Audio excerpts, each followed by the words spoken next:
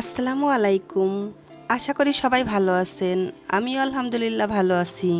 আজ আমি আপনাদের জন্য আটা দিয়ে খুবই মজার একটি নাস্তার রেসিপি নিয়ে হাজির হয়েছি। আশা করছি আমার এই রেসিপিটি আপনাদের ভালো লাগবে। তাহলে চলুন রেসিপিটি দেখে নিই। এই নাস্তাটি তৈরি করার জন্য আমি এখানে 2 কাপ পরিমাণ আটা নিয়েছি। আর এর মধ্যে দিয়ে দিচ্ছি স্বাদমতো লবণ। তারপর দিয়ে দিচ্ছি 3 টেবিল চামচ রান্নার তেল। এখন সব কিছুকে খুব ভালো করে হাত দিয়ে মিশিয়ে নিচ্ছি।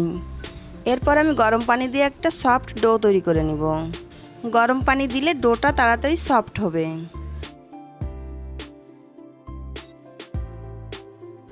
এখন এই ডো থেকে আমি ছোট ছোট লেচি কেটে রুটি তৈরি করে নিব। আর এই রুটিটা সাধারণ রুটির থেকে একটু পাতলা হবে এবং সাইজেও ছোট হবে। আমি রুটি বেলে নিয়েছি। এখন আপনাদের আমি একটু দেখিয়ে দিচ্ছি এটা কতটা পাতলা হবে। এখন রুটির এপাশ ওপাশ হালকা ভেজে নিচ্ছি। আমি সবগুলো রুটি হালকা করে এপাশ ওপাশ ভেজে নিয়েছি। এখন এগুলোকে একটা সাইডে রেখে আমি এর ভিতরের পুরটা তৈরি করব। এজন্য আমি একটা প্যানে 3 টেবিল চামচ তেল দিয়ে দিচ্ছি। তেলটা হালকা গরম হলে এর মধ্যে দিয়ে দিচ্ছি 3টা পেঁয়াজ কুচি। এখন এই পেঁয়াজকে আমি হালকা ভেজে নিব। পেঁয়াজটা ভাজতে ভাজতে যখন হালকা নরম হয়ে যাবে তখন আমি দিয়ে দিব 1/2 চা চামচ আদা রসুনের পেস্ট। তারপর আদা রসুনের পেস্টকে পেঁয়াজের সঙ্গে নেড়েচেড়ে খুব ভালো করে ভেজে নিব, যাতে এর কাঁচা গন্ধটা চলে যায়।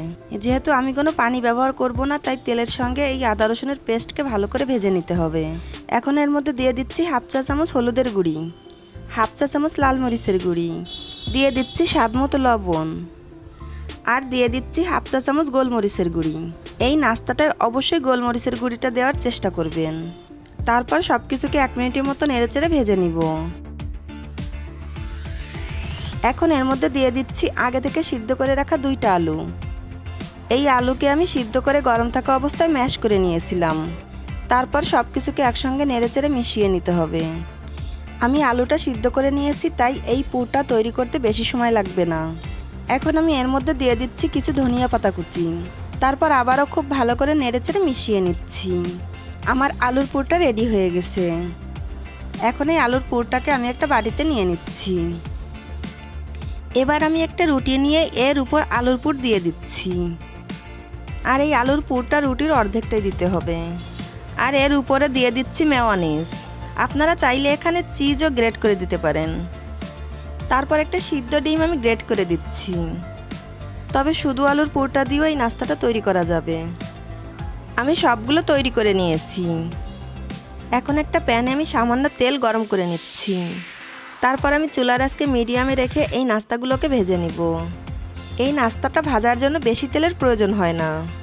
চুলার আঁচকে মিডিয়ামে রেখে 2 পাশই আমি গোল্ডেন ব্রাউন করে ভেজে নিব। আমি খুব ভালো করে ভেজে নিয়েছি। এখন আমি প্যান থেকে তুলে নিচ্ছি। এভাবে আমি সবগুলো ভেজে নিচ্ছি। এই নাস্তাটা খেতে কিন্তু খুবই মজার।